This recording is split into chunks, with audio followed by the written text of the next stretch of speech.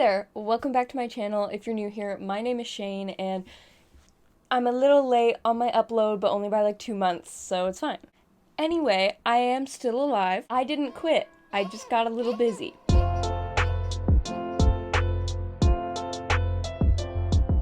So, we are going to talk about reptile products you should avoid using at all costs. And we are going to go through like 10 things, and I'm going to explain to you why they suck and you should absolutely not use them for your reptiles. The number one that every reptile keeper is going to tell you and say, do not use these, is a heat rock. Excuse me while I turn off my computer, it's screaming. I literally can't believe you can still buy it anywhere. If you go to a PetSmart, Petco, places like that, they will have these, and do not buy them. You're paying to injure your animal. Heat rocks are literally a rock that you plug into the wall and it heats up.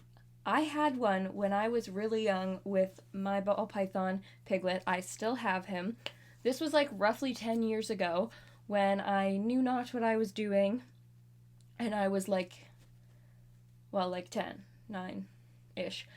And my poor beloved piglet got a very severe burn on his belly. And I cannot even explain the guilt.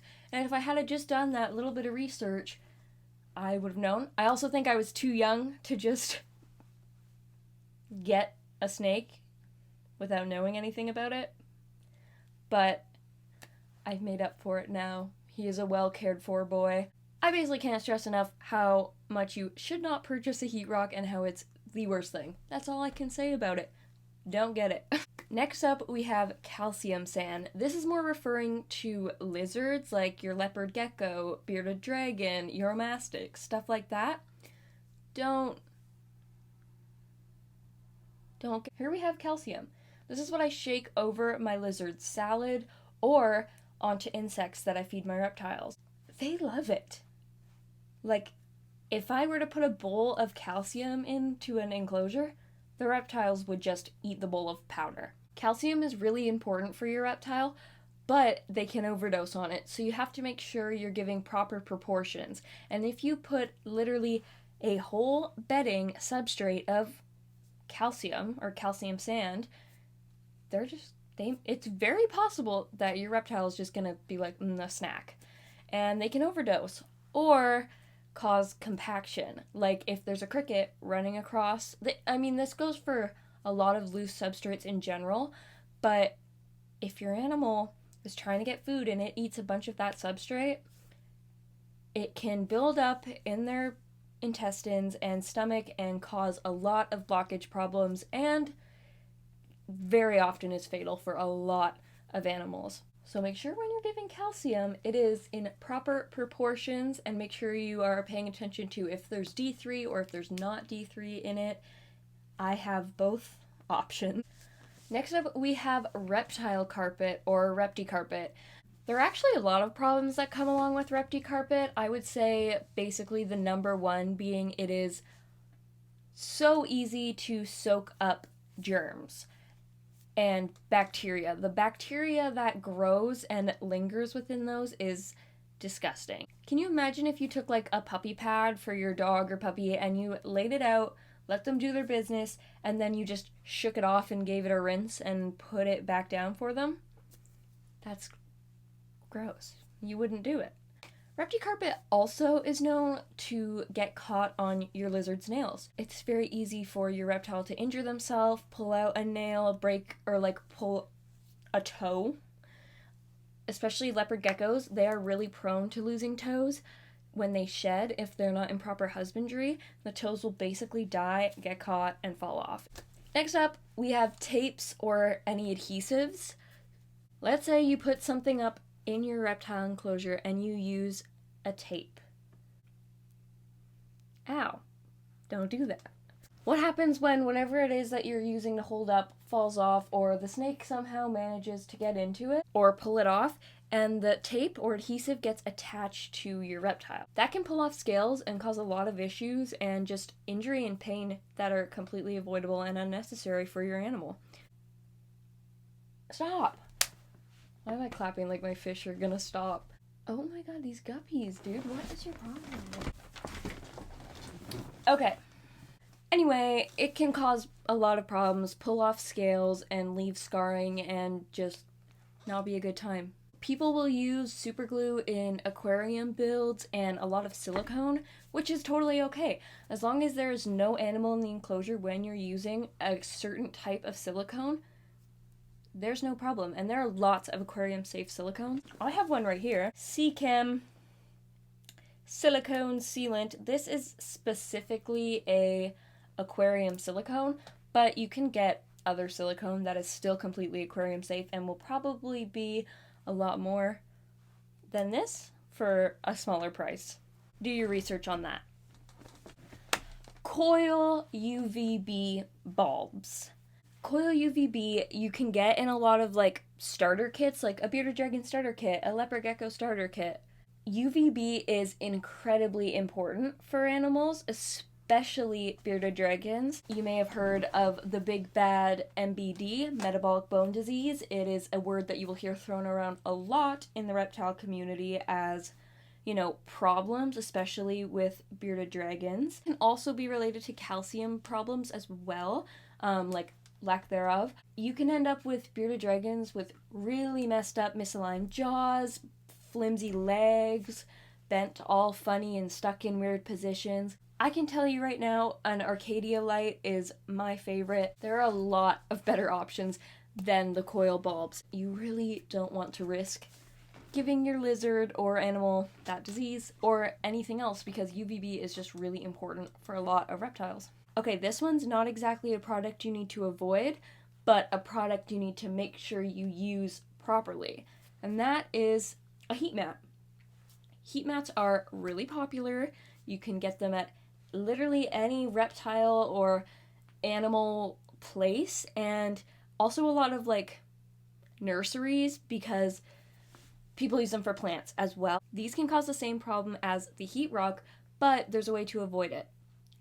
For the heat mat, what you should do is get a thermostat and plug it in to the thermostat, take the little probe and make sure you put it where the heat mat is getting hot. You put it how hot you want it to get, and make sure, keep a watch and make sure it is not getting too hot. With my Pueblan milk snake vetter, he was in a nice big enclosure, having a great old time, and one day I was laying in bed, like 2 o'clock in the morning, and I'm hearing the weirdest sounds. And then it just clicks for me, and I'm like, oh my god, it's glass. It's glass cracking.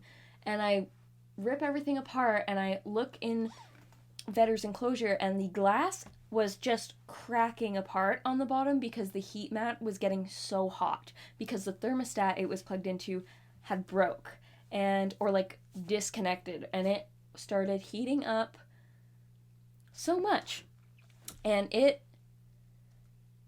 was not good. All the aspen where that was had turned black, and I think would probably have like set on fire, so that wouldn't have been good. So definitely get a thermostat because you do not want your room setting on fire or your animal getting brutally burnt or glass shattering. I do everything in Celsius because I'm a Canadian, but for animal stuff, I do it in Fahrenheit. I don't know why, I just do. Some of these heat mats will get up to like 150 degrees Fahrenheit, and that is quite a bit higher than any of your animals are going to need it to be. A lot of them only bask at like highest 90 degrees, and that is just not, you know, there's a big difference between 90 degrees and 150 degrees, and not only that, but they're basking with top heat, not coming from beneath them. We are down to just our last few, and with this next one, you're definitely going to notice a pattern, which is heating and lighting. Nighttime bulbs. A lot of bulbs are sold as nighttime bulbs, being red or blue. It was said for a while that reptiles can't see red and reptiles can't see this dark blue and whatever. Yes, they can. Can they see it exactly how we see it? Probably not, but they can see it. And so for these animals that are nocturnal, trying to come out at night, having these bright red lights coming down on them, it's not right. It's not healthy for them, and it can cause issues. And A lot of people have noticed behavioral issues with their reptiles after using these. Here's my solution. Ceramic heat emitters. It screws in like a bulb, it works the same as your bulb, except it's not making any light. It's completely dark, it's just giving off heat. You can get these in packs, you can get them on Amazon. These two are, I think, from Amazon. I think they came in a pack of like 3 or 4, and this one is from Thrive. So this one is reptile specific, and I bet you it was a lot more expensive than these ones were.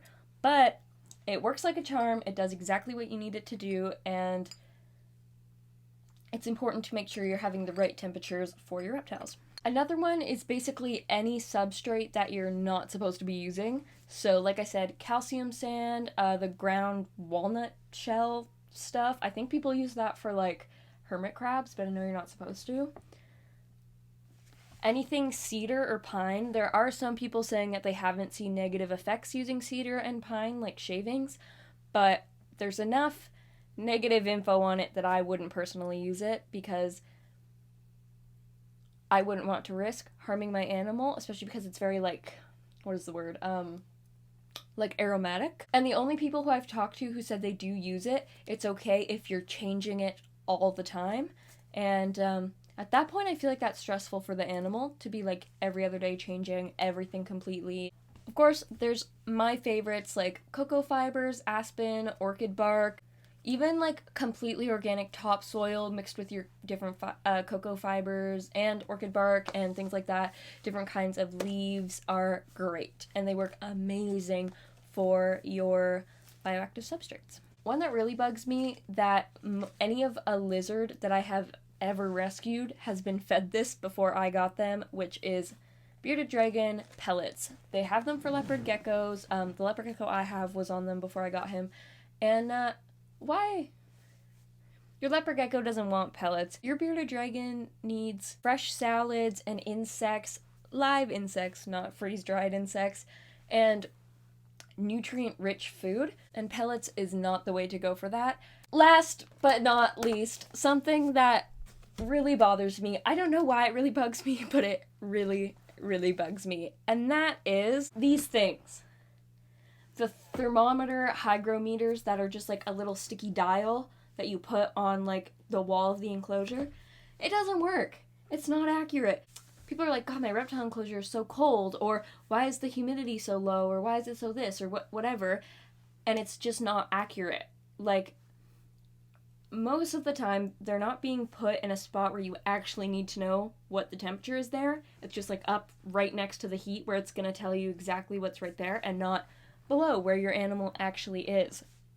I made a TikTok where I basically just threw them in a garbage bag because I really don't like them. Hi, I can't play the audio because copyright, but woo, really cool video. Follow my TikTok, Shane's Reptiles 1. Thank you so much.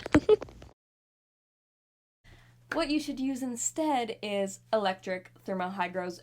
I have 2 on each enclosure of my animals, 1 on each side. I have the probe for one going right into like where my animal spends a lot of its time, or one, where I'm hoping for it to be more humid, and maybe even you have more than 2. You just want to make sure you're aware of everything. High humidity can cause respiratory problems, and if it's too cold, that's obviously causing problems for a tropical or desert animal. Your husbandry is like really, really, really, really, really, really important, so you have to make sure you are paying attention to every aspect of it. I feel like when I film these videos, I come across so mad the whole time. I'm like, don't do this! Why are you doing this? Like, I feel like in my other video where I made something like this, I was just like mad the whole time. Guys, I'm not mad at you, I'm just mad. I'm mad at the companies for selling these things to make money instead of caring about the lives of the animals. So that is 10 reptile products you should avoid while keeping reptiles. If you want to know more things, I'm sure I could come up with a much longer list of things, so let me know if you want a part 2, and I'm also planning on doing must-have things for reptiles because I could do a long list of those as well, as I have a lot of favorite things that I use all the time. Thank you so much for watching. I'm so sorry I'm like 2 months late on my upload. That is my bad. But I really hope you'll subscribe if you aren't already, and stick around, comment what else you want to see from me. I have X, Instagram, TikTok, Patreon, all the fun things. We have got animals that are nameless. Get on the Patreon and help us name some animals, as well as see exclusive content and give your input on videos I upload before they're uploaded. Thank you so much for watching, and I will see you next time. Bye!